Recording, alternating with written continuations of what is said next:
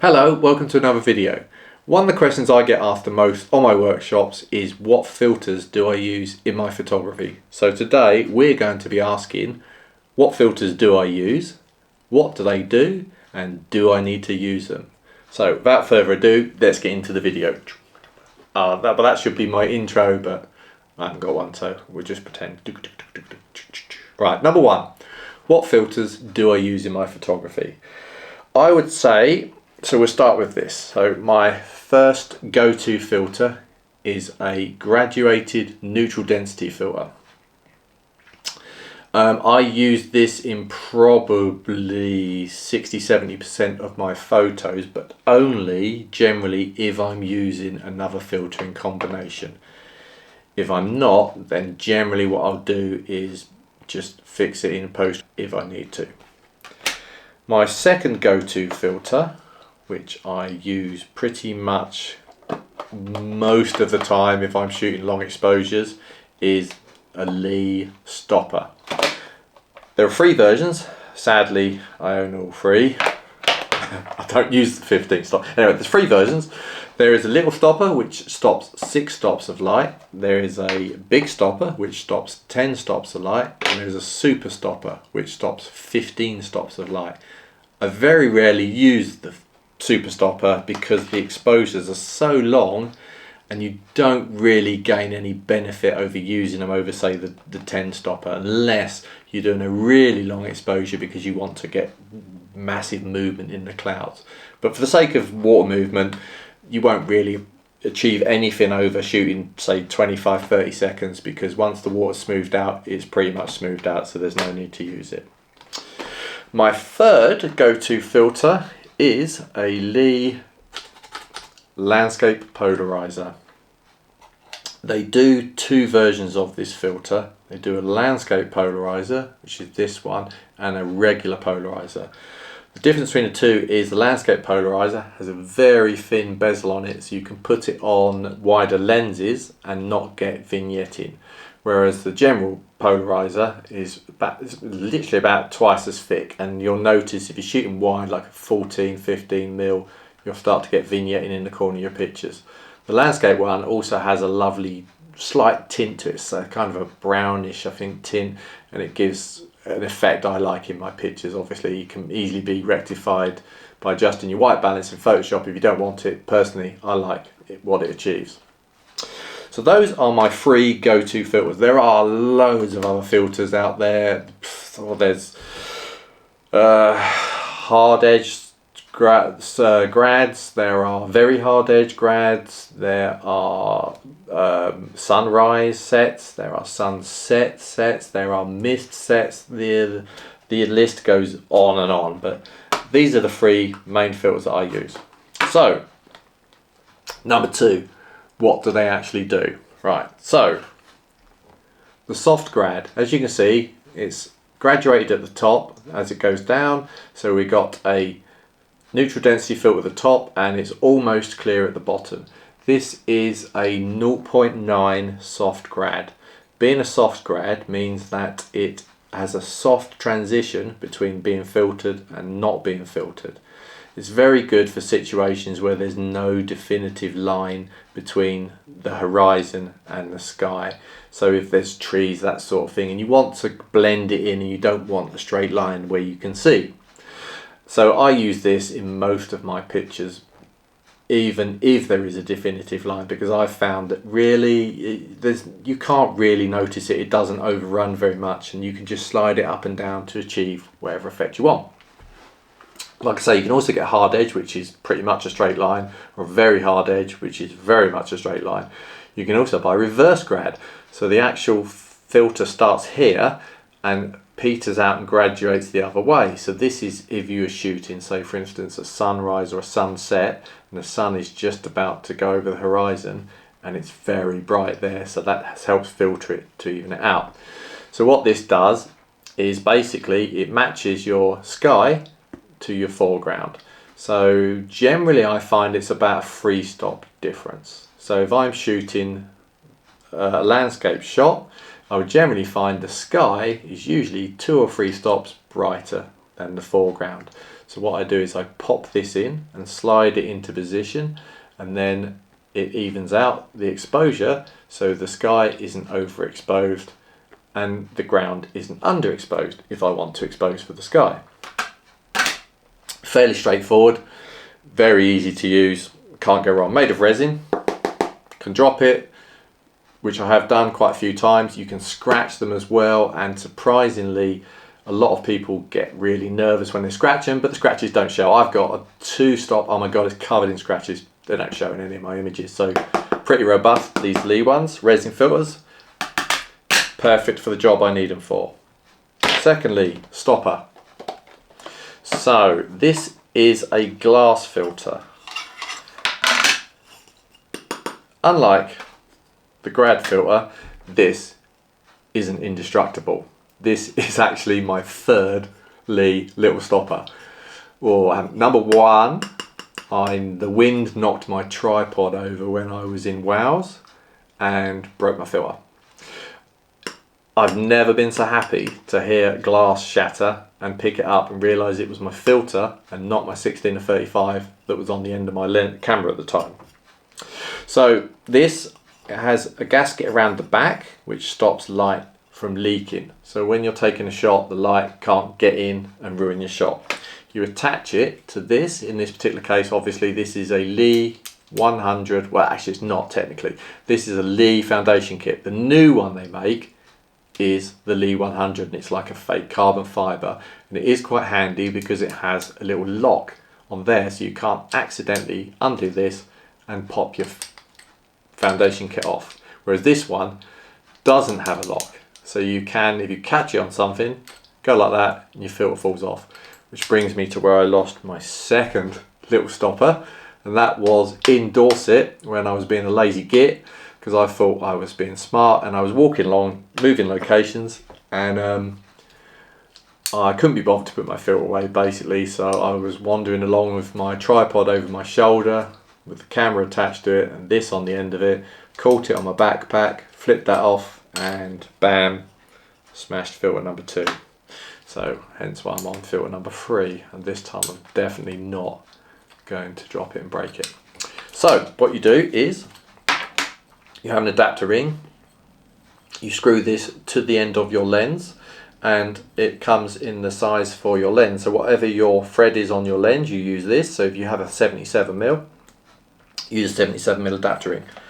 Pop this on the end of your lens, attach this to it, and then you mount your filter in here, and it stops 6 stops of light, and it gives lovely milky effect to water, which I personally like. I don't know why, I just can't do choppy waves unless they're really choppy. They make me all uncomfortable and unnecessary, so I like to do nice smooth shots.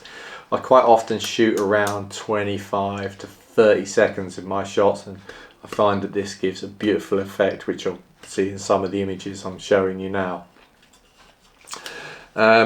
Couple this, so this, when I'm using this, I invariably do then use a graduate filter, because I think to myself, if I'm using one, I might as well use the other. So I pop this on in front, and that evens out my sky.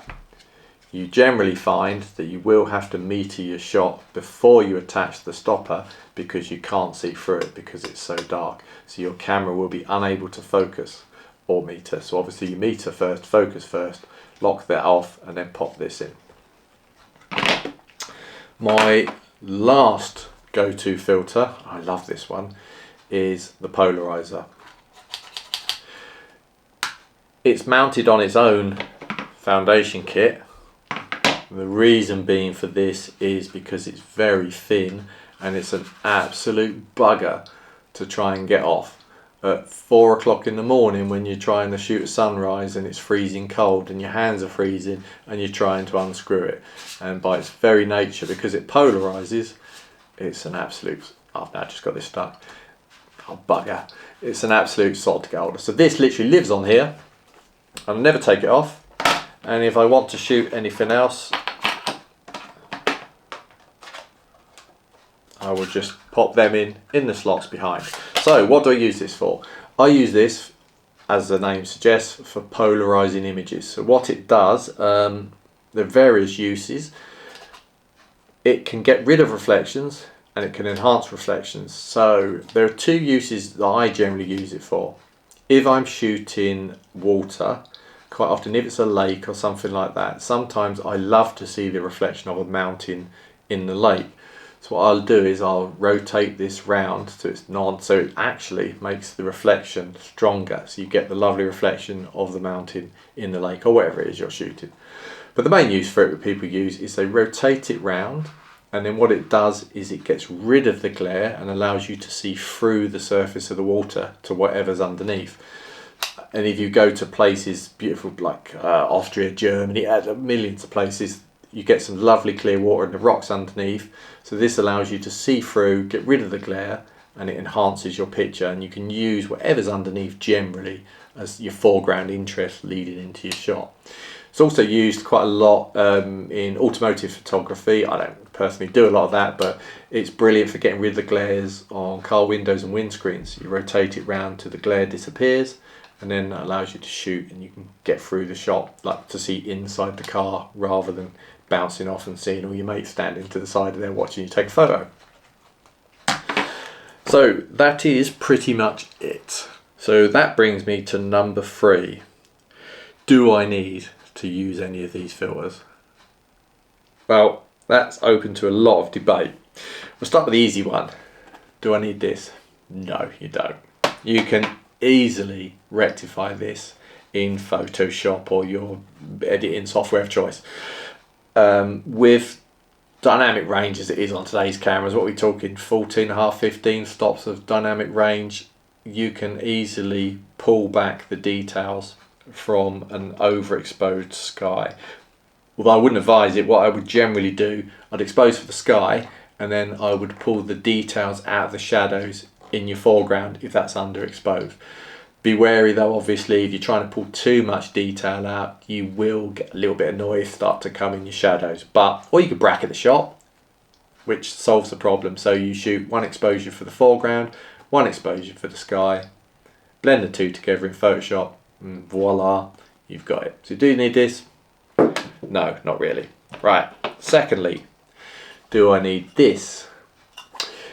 If you want to shoot long exposures, I personally would say yes, you can kind of cheat in Photoshop with some way. There is a way to do it, it's quite complicated, or you could indeed bracket loads of shots together, but it's just such a faff. I would rather just do it in camera, and it doesn't ever look right, I think, if you do it post-processing. So do you need this?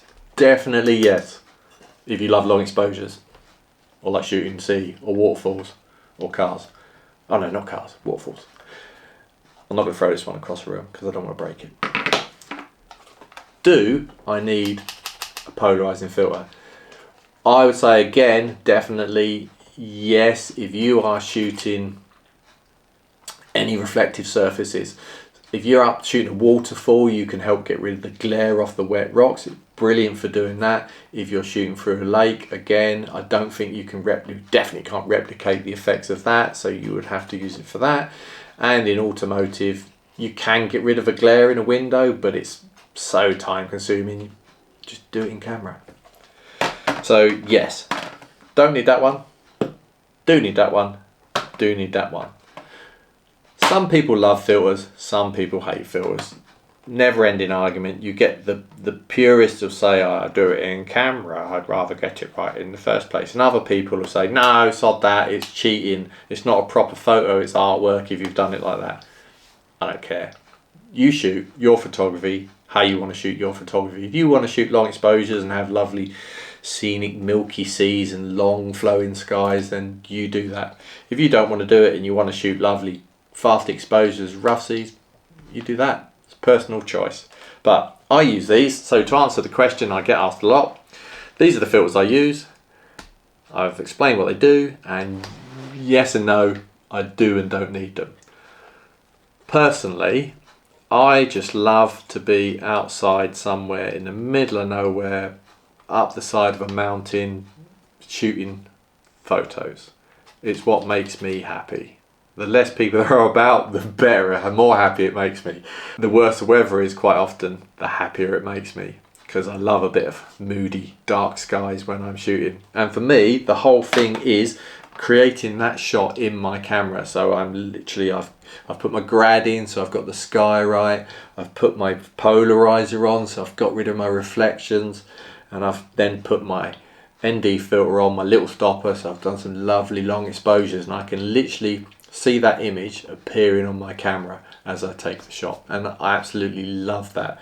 I don't want to then think to myself, oh, I've got to wait 3 or 4 days till I get home and then I'm faffing around on Photoshop and editing things to see the picture I want. I'd rather create that image there and then in the place. So plus when I look back, I can think, oh yeah, that was brilliant. I was in that place, it was so stormy, I was up on a mountain, the view was fantastic, and I made this shot, and that's what I achieved. So, choices are yours. Use them. Love them or hate them, I don't think they're going anywhere. Just thought I'd note, I am in no way, shape or form sponsored by Lee. I've paid for all these filters myself, much to my cost, with 3 of these at, I don't know what they are now, £90 a piece. There are lots of other brands of filters out there, so don't feel the need, think that these are the best filters there are. There's loads of other brands. I have tried a couple, and the reason I use Lee is because I like them. I like what they do for me. If there is any colour cast, at all, it's very light, so I can live with that. I just broke it again then. I've used Hi-Tech as well. I didn't get on with them particularly. They do have quite a strong magenta colour cast. You can get rid of it in Photoshop, but it gets so tedious after a while trying to fix it, so I'd rather shoot with something that just doesn't give it to me in the first place. These aren't the most expensive filters in the world, so they're not going to break the bank, but they do exactly what they say on the tin. So you can do worse. If you want some filters, try them out. You may love them and you may get addicted to long exposure photography. Anyway, that's the end of my video. I hope I haven't bored you too much. If you've liked it, please leave a thumbs up and feel free to subscribe. If you didn't like it, feel free to leave a thumbs down. It's entirely your choice. Anyway, I shall see you again for my next video. So goodbye, and I'll see you soon.